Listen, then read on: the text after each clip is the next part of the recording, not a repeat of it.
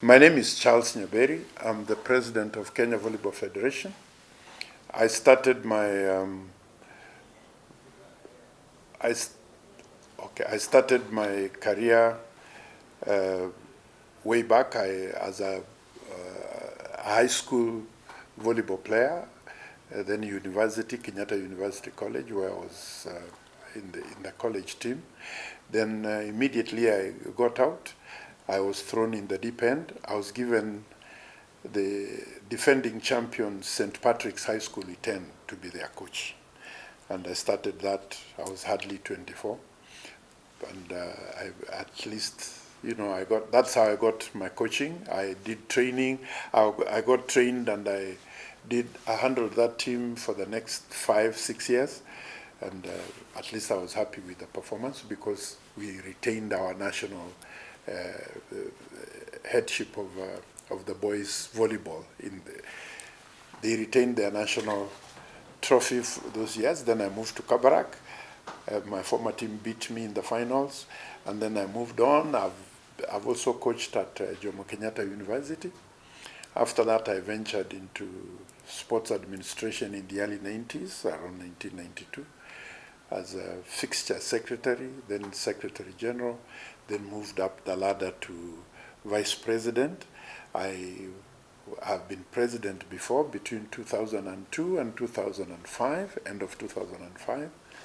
Then in 2010, I bounced back again, and I've been in and out. I've been vice president, deputy president actually, twice. Then now in 2023, when the late chairman passed on, Mr. Waithaka Kioni, I took over in an acting capacity, but 6 months later, I was elected chairman, or rather president, and I'm now serving my second year until 2027. I'm also the Secretary General of Africa Zone 5, which is composed of 12 countries, all the way from Egypt down to Burundi. And up and above that, I'm also the president of the Confederation of African Volleyball Marketing Commission. Yeah, and then locally, I've been long serving as a treasurer of Kenya National Sports Council. But my main bit is volleyball. That is my pet sport. That is my home. Yeah.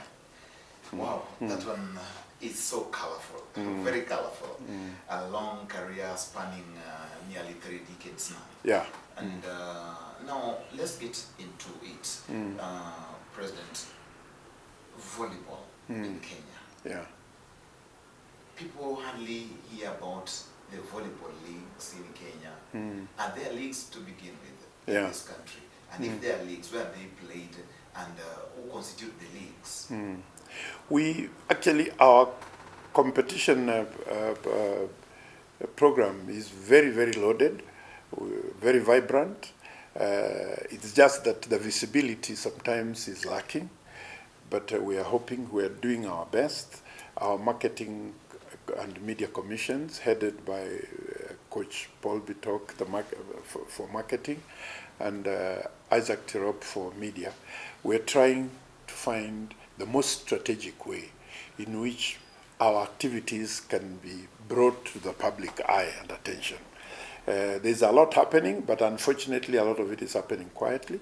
And like our former president of World Volleyball said, you can be doing a lot. If people don't know what you're doing, it's as good as doing nothing. So we are now improving on our visibility. We have a full-fledged marketing commission and a media commission.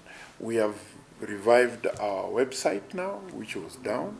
We have revived the other digital tools, and we have started a system whereby we are now relaying all our league matches live.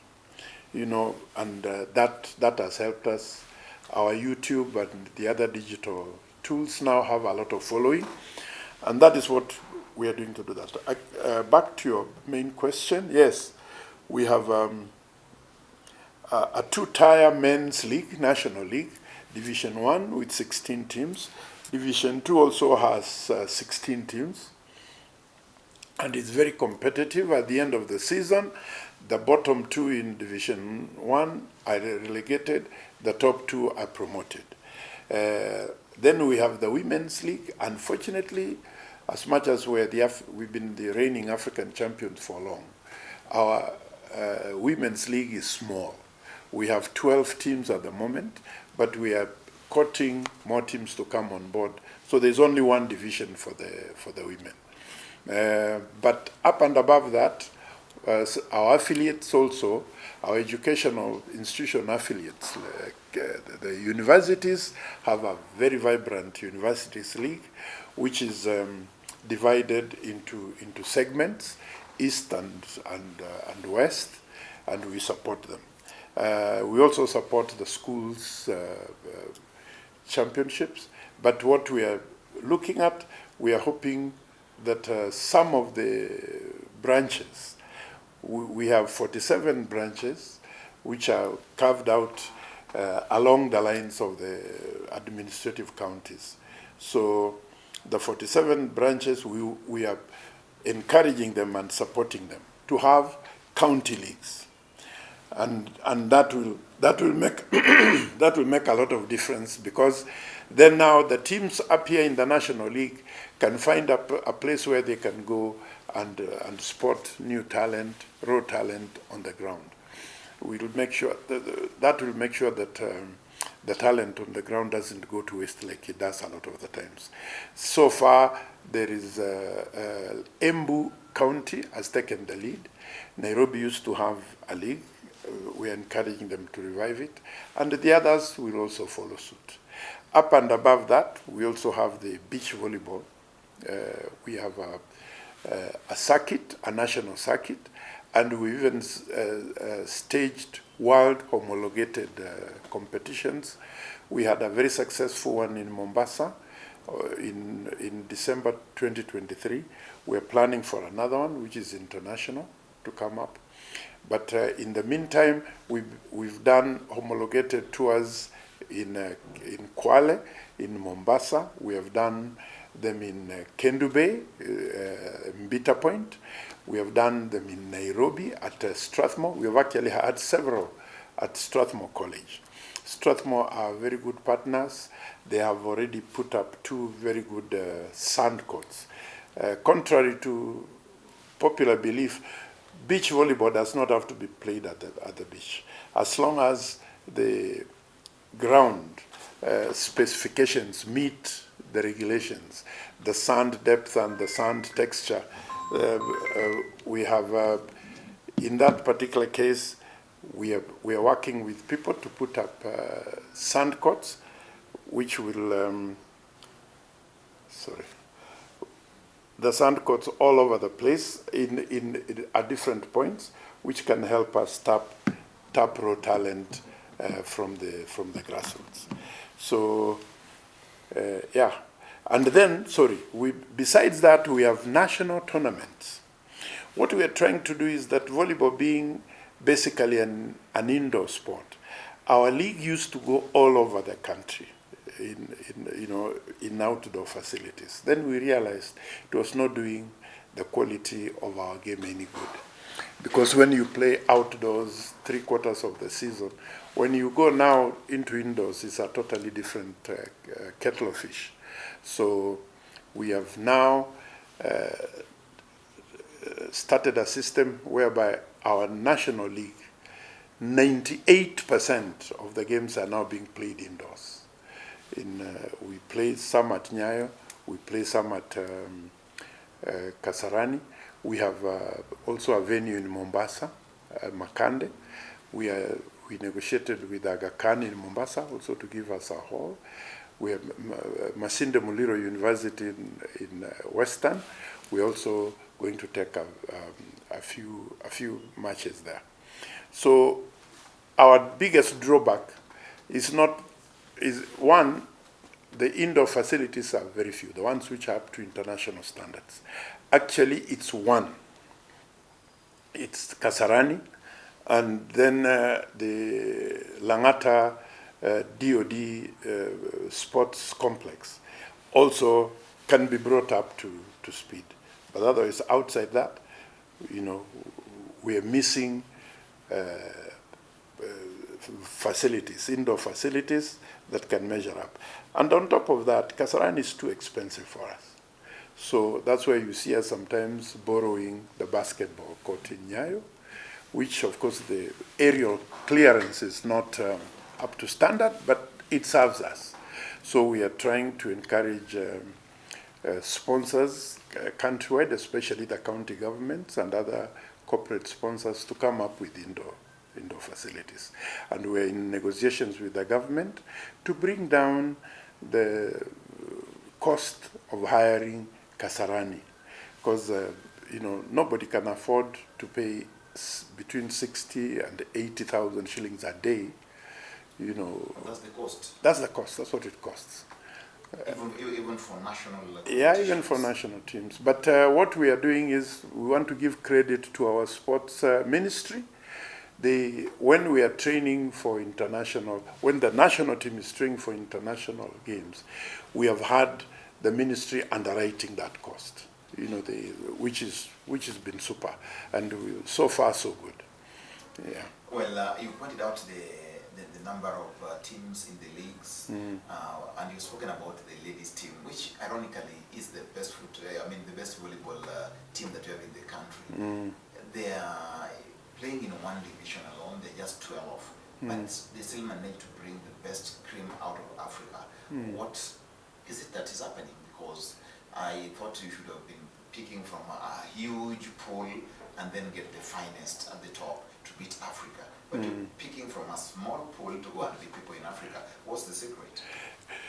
The secret is that the few who are there, the quality is very high.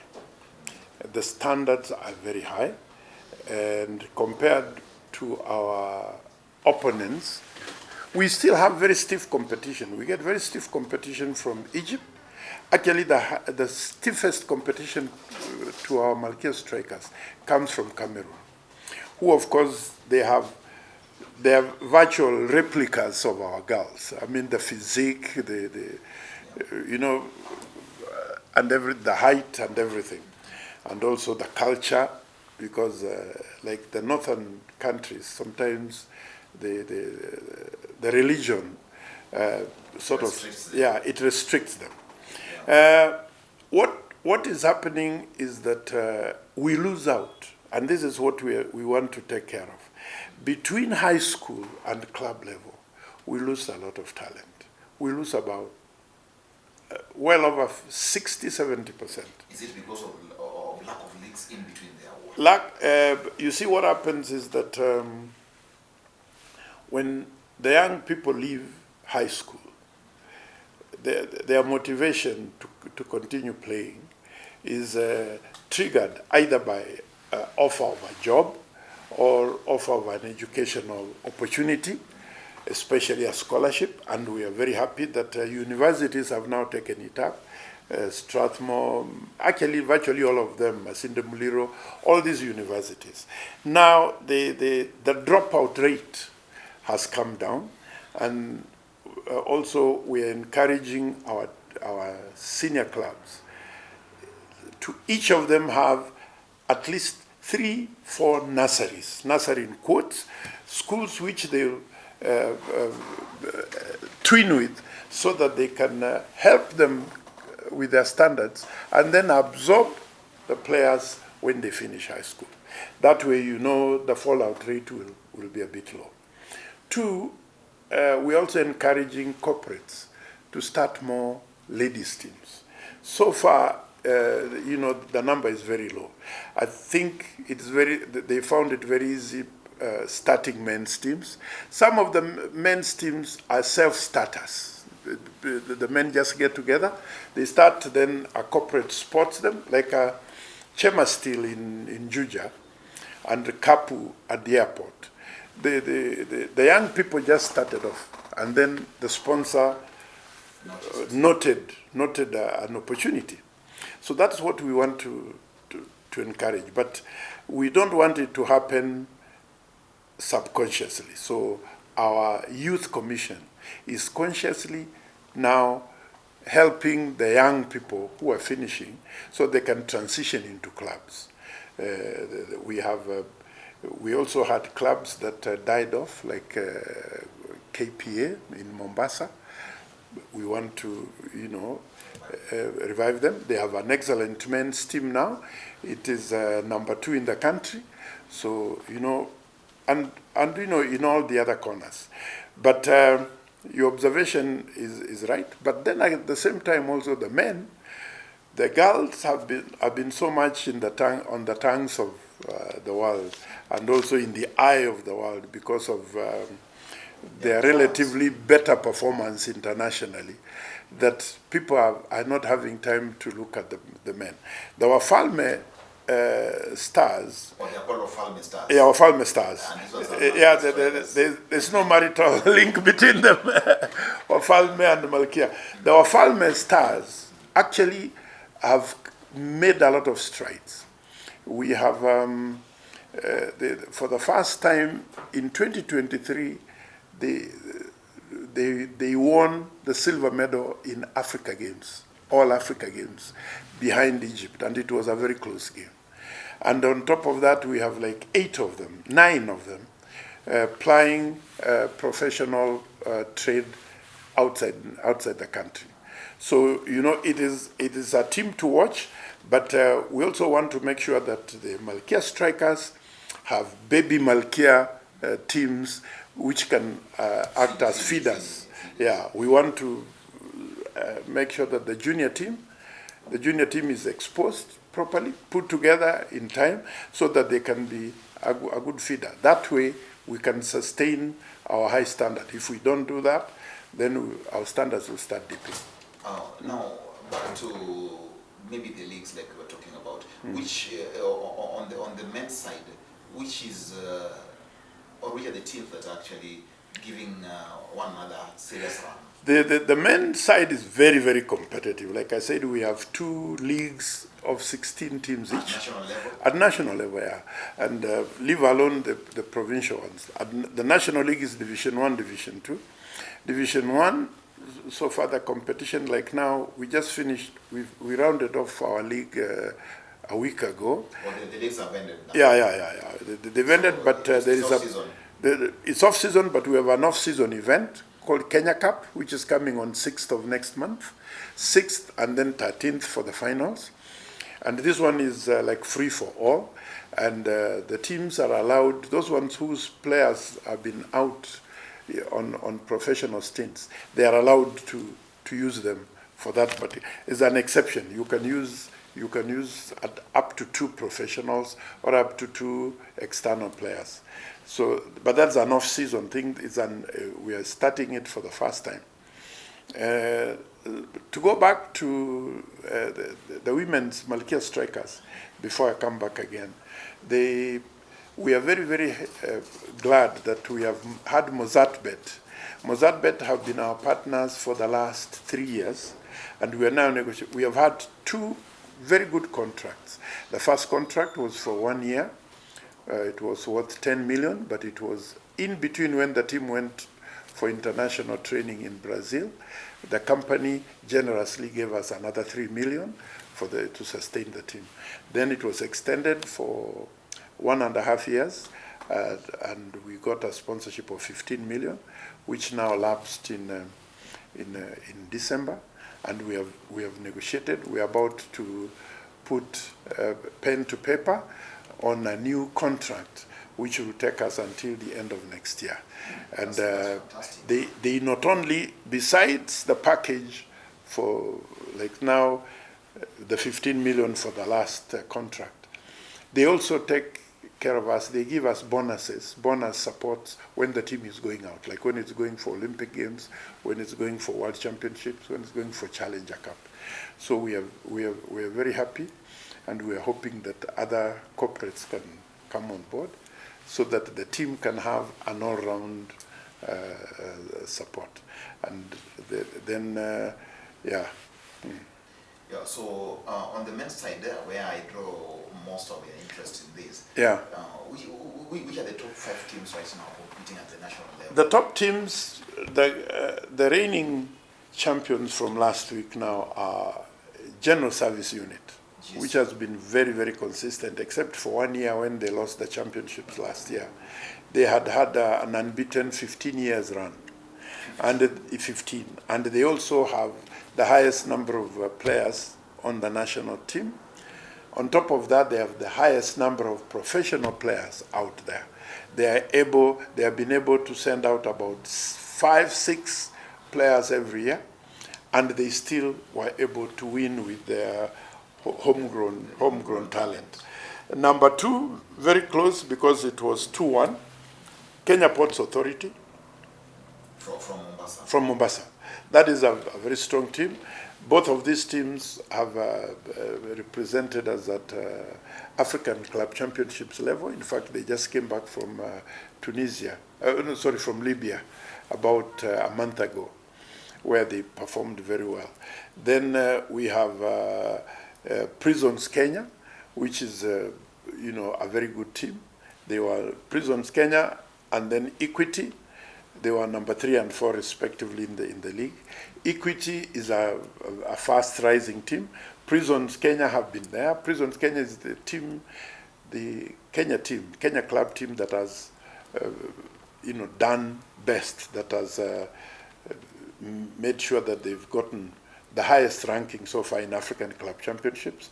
They've won silver twice, so they are an old team, veteran team, and we are very, very grateful to the managements of these 4 teams.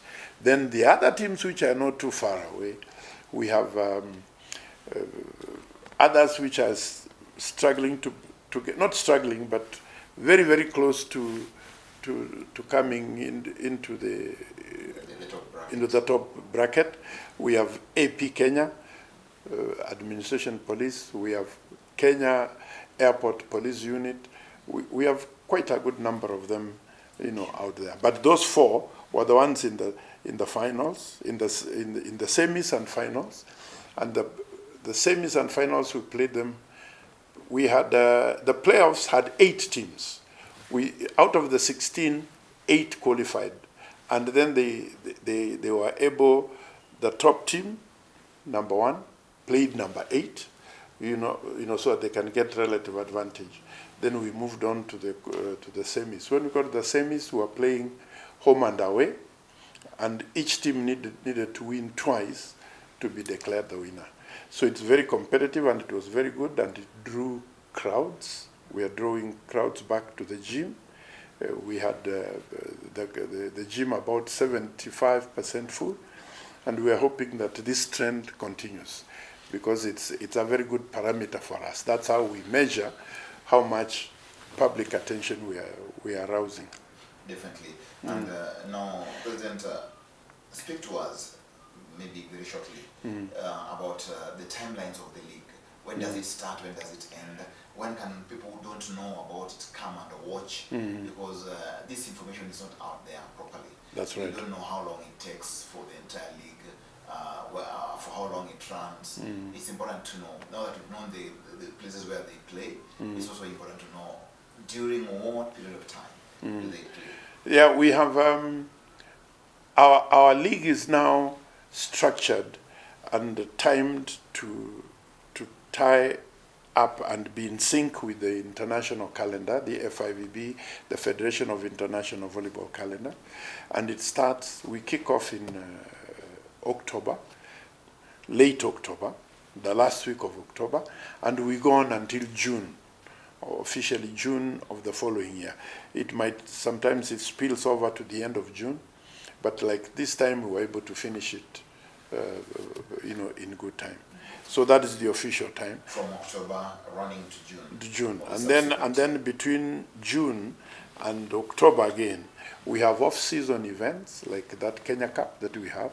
We have plenty of beach volleyball competitions. In fact, our national senior team is in training right now at Strathmore, preparing to leave on the 23rd for the Africa Continental Cup, which will qualify teams for the World Championships. Our teams, both men and women, have played at Continental Cup and fared very well. The women have managed to go to World Championships 2-3 times. The women actually have managed to get to the Olympics. They were in the Tokyo Olympics. The pair of Braxidi Sagala and Gaudensia Makoha were in Tokyo for the Olympic Games, and the exposure was very good. So that's when we have that off-season thing.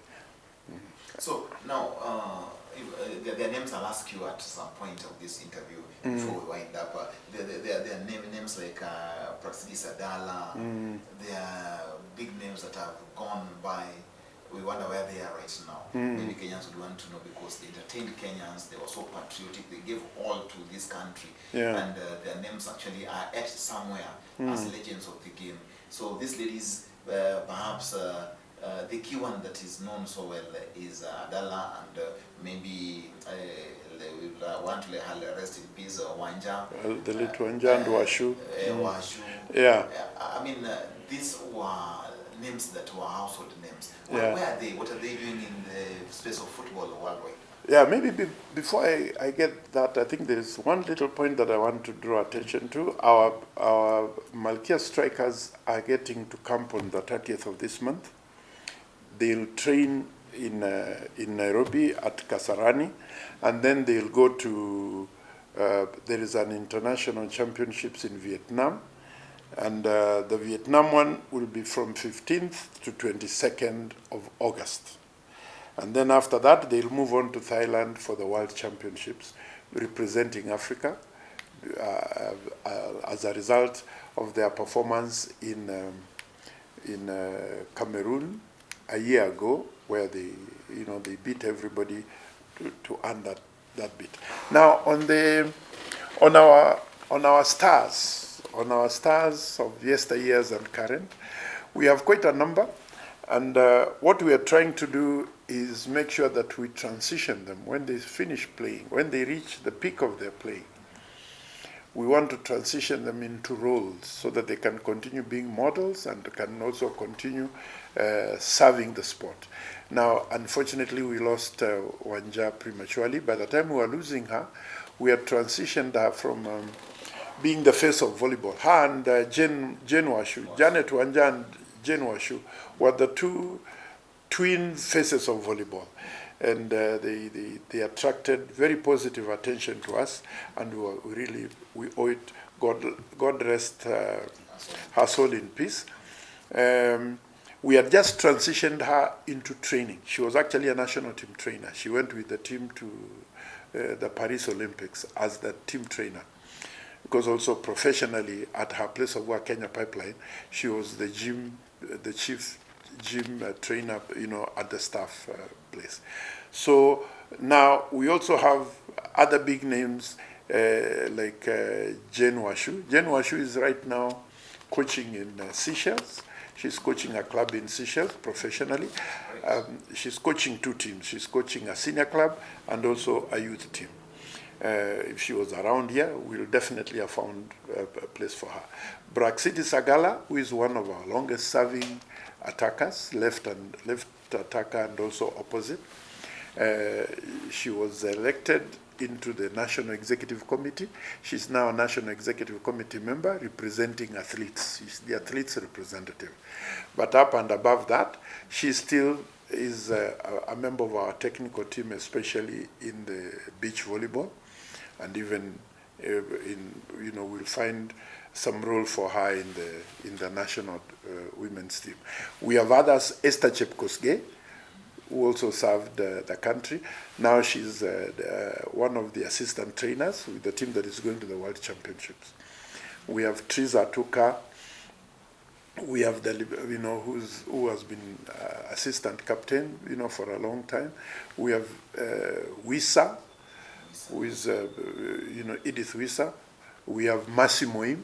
Mercy Moim and Wisa and Triza have now also been trained as they are holding international volleyball coaching certificates, and we'll find a way of accommodating them in the coaching of their respective clubs and even the national teams.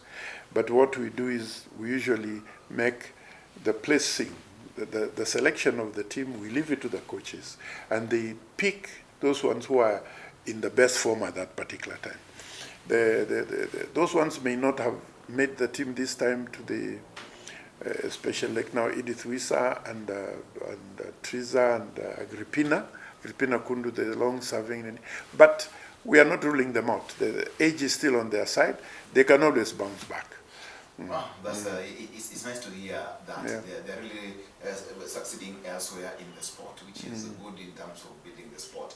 Yeah. Now, President, again, before we conclude this interview, which really has a lot to be spoken about, officials, people, I mean the referees. Yeah. I mean, tell us more about it. How do you pick your referees? How are they trained? Are they trained by the International Volleyball Federation? How do they get their qualifications? And in Kenya, how many do we have? We have a progressive system of training our referees and coaches. Now, for the referees, let me start with the referees. Referees, we now have national level 1 and level 2.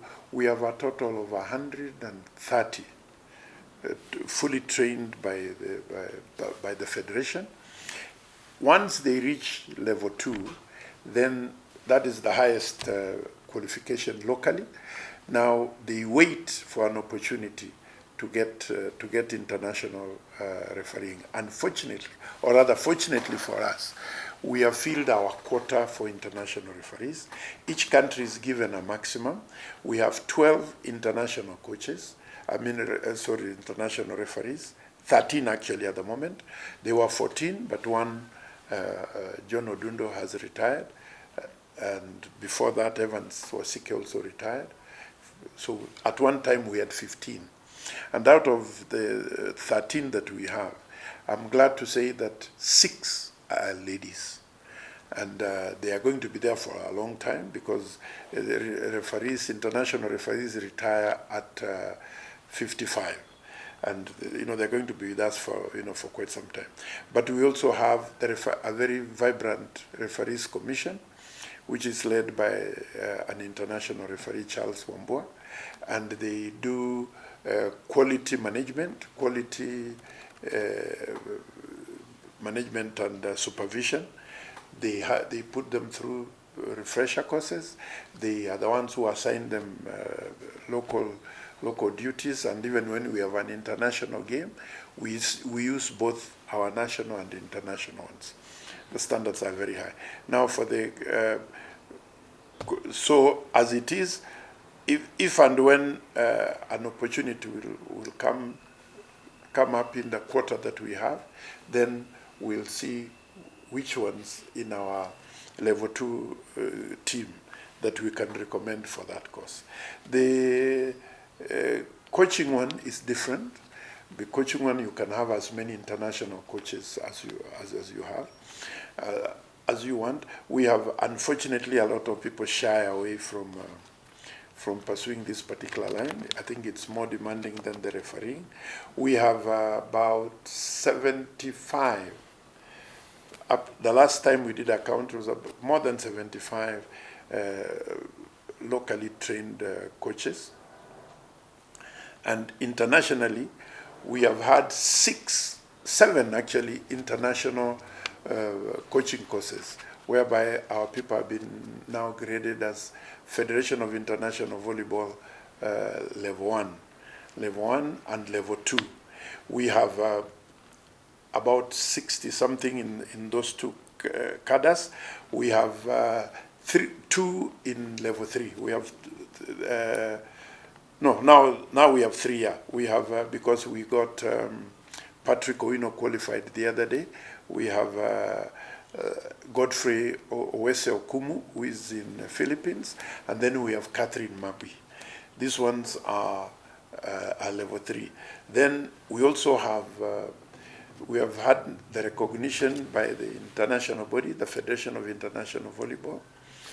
Catherine has been appointed a Federation of International Volleyball referee instructor by the world body. Coach Paul Bitok has been appointed by the Confederation of African Volleyball as a continental instructor. And we even had a course recently here, about a month ago, run by an instructor from Uganda, and the two, Catherine and Coach Bitok, were the assistants to that particular one. And we will continue having more.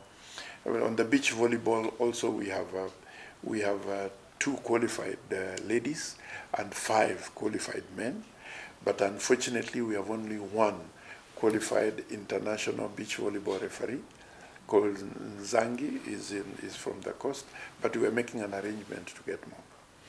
Well, I think that space is well covered. It's well covered. That space is just well covered. And President, much as you've dominated Africa in terms of women football, you've been at the Worlds, but we are yet to get an Olympic medal. What happens to Malkia strikers at the Olympic level? Because Malkia strikers will do everything possible until they reach the Olympics. At the Olympics, it's a different ball game. What happens? Are there different rules in the Olympics? Because we go to the Olympics and we are like, are these the same ladies that have been doing so well? What happens at that level? What happened?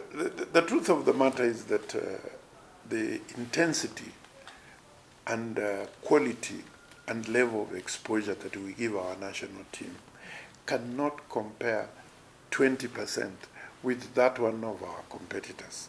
Our competitors are, they are afforded opportunities to train with top volleyball playing countries, and that as we restrict ourselves to Kenya or Africa, where of course we are already #1, and by the time we go out there, we get some rude shocks. But now what we are trying to do, not what we are trying to do, what we've done in the past, we joined the Volleyball Empowerment Project, which took our girls to Brazil,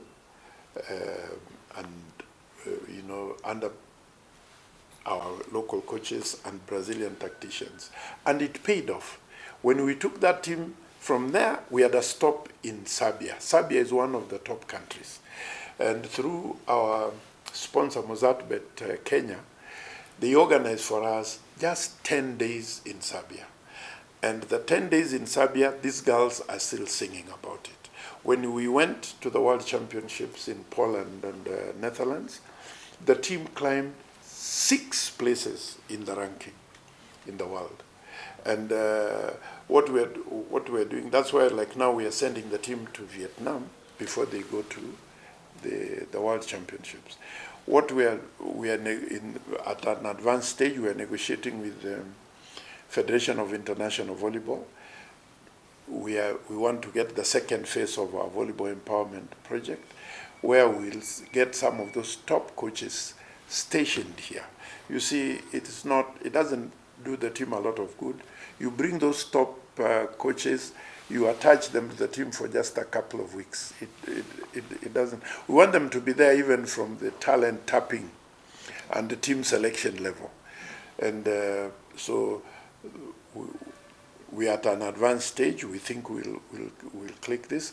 We're also surveying our other strengths that we used to have. We had a very good relationship with the Japanese, where we used to have a Japanese national coach and 6 provincial ones who would tap talent from the knee and bring to him at national level.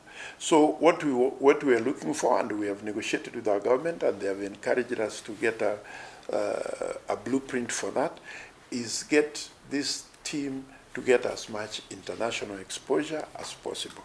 We're also trying to get benefactors who can underwrite in top teams coming on tour.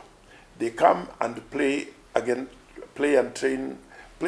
and train with our team for about, like, say, 2 weeks. It will make all the difference. So that is basically exposure, and as long as we don't get the right exposure against the right level, we'll continue dominating locally, and internationally nothing. but that's where we're looking at. And sorry, the other technique that is working is also shipping out players to in other top clubs. Like now we have Pamela in Turkey, Pamela and Sharon Chumba were in Turkey. Veronica Adhiambo also is out there.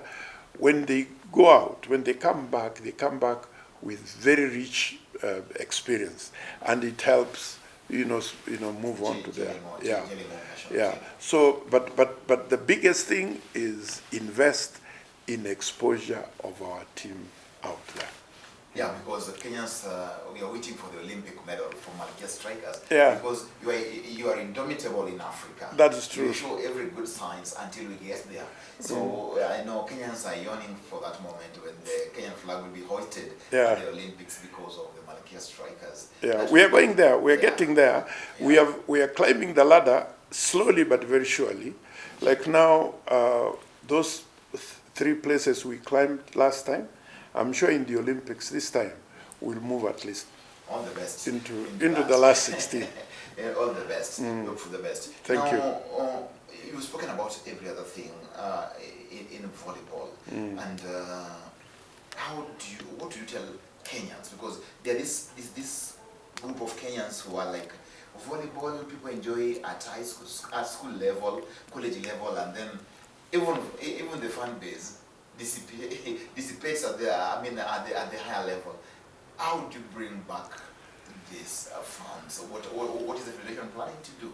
What is the blueprint to bring them back? First of all, what we want to do, we want to make volleyball competitions very well organized, very colorful, and competitive. You see, with fans, you don't get them into the hall through word of mouth. You get through activity. And what we've done, we've polished our league. Our national league is now seamless. We have introduced big events, even locally. Like now we had the Karori Cup, which was sponsored by Honorable Kipchumba Karori in Eldoret. What we are doing is we are selling the game. We are taking the best of Kenya to the Kenyans where they are at home, and then inviting them when we have it in the ideal, That way, we first want to feel the outdoor places out there, so that we popularize the game, and then now also out here in Nairobi, because that's in Nairobi and Mombasa where we have the indoor facilities. Also, we make sure that there's top-notch competition that is also well publicized. Visibility has been our biggest undoing. There is a lot going on, but then we are not, plastering it out there to the public. And that's what we're working very hard, and with people like Lolwe Television Network and the mass media, and also the digital world, the digital space. Yeah, digital space now, we want to exploit it completely. We have now worked out and we have identified partners with whom we can do live streaming. And also we make sure that we publicize our events in advance. We encourage our Kenyan brothers and sisters to come to the gym. If you can't come to the gym, you can get your link and watch it live. Above all, we are encouraging now our corporate world to advertise, so that, because now our games are going to be carried far and wide, worldwide actually. So if they come and advertise with us, then those advertisements will afford us the resource that we need to polish and sustain, our game. We have a long-term plan, and we at least we have made some strides. The last 2 years, we have put in place ways in which our activity can be, be more visible, and also of a higher quality, than we've done before. That way, I think we'll get there. So our appeal is to our fans Now, if you cannot come to us, you can just hook up on, get the link, and we'll get these links out in advance. Like for Kenya Cup, on the 6th and 7th, we're having the semi-finals. Then we're having the finals. Where are they happening? At Kasarani. At Kasarani, on the Yeah. 6th and 7th of July. Yeah, before the Kasarani closes down for renovation for AFCON. Yeah. That's great. Now, definitely LTN Sports will be there. We will want to show people what it is that they've been missing at volleyball. Now, what would you like to be remembered for during your helm as the president? Because everything, the buck stops with the leadership. With the leadership, that's true. And a legacy of sorts is normally sought at the beginning, at the end of every tenure. You are here, you've been here, you're passionate about the sports, it's where you've lived all your life. What would you want to be remembered for? What legacy will we say once President Nyaberi Charles gave us this, did this for rather volleyball? What I would like to be remembered for, three things. One, establishment of an elaborate, attractive, sustainable web of volleyball activities, top quality activities that can be enjoyed by all and sundry, and that can also help us draw more young people to our sport. Because we are competing, with other sports. If we don't get our act in place, the other sports will tap them. Then the second one is a cohesive government within volleyball, a cohesive administrative setup. You can't have a system of mature and self-expressive people without differences, but a way in which even when the differences come, we can be able to resolve them without rocking the boat. So that, we can have everybody who is involved sitting together and planning together and pulling in the same direction. Then the third one is maximum and very, very efficient tapping of youth talent and channeling it and making sure that the tires, they are moved up with very little fallouts, with minimal, because fallouts will be there. So that by the time, from the grassroots up to the elite top level of Malkia and Wafalme, and also for the national team in beach volleyball, the national teams in volleyball, so that, we can have a very, very good scouts right at the bottom, talent tapping and talent grooming, and then talent retention. And then above all, breaking, the last one actually, there are four things I would like to be remembered for. Breaking into the world top performance, breaking into the Olympics, last 16 and then later last 8, breaking into the World Championships, so that we become among the top. Countries like Dominican Republic, which are just a developing country like ours, they've done it. We can do it with everybody's collective energy. If we put a lot of synergy and direction, we'll get there. So those are my 4 blueprints that I'd like to be my colleagues and I would like to be remembered for. Well, thank you very much, President Volleyball Kenya Federation. Thank you. It's an honor to actually sit down with you for the first time ever. Thank you. And get more into volleyball in this country. Thank you. We know that there's so much ahead of you that you still want to achieve. We know there's so much activities that you want to undertake as a federation and as a sport. But all in all, we pray that God guides you through and through. We, as LTN Sports, will always be with you all the way now. And, thank you. Your visibility and your exposure would be a thing of the past, perhaps. Thank now, you. I want to say thank you very much for your time. You called at this time, and we don't take it for granted. We hope and believe that but this is just the beginning, and hopefully we'll build on it as well. God bless football. God bless the volleyball Kenya, Yeah. and God bless you as well as you continue steering this volleyball bit of our sport.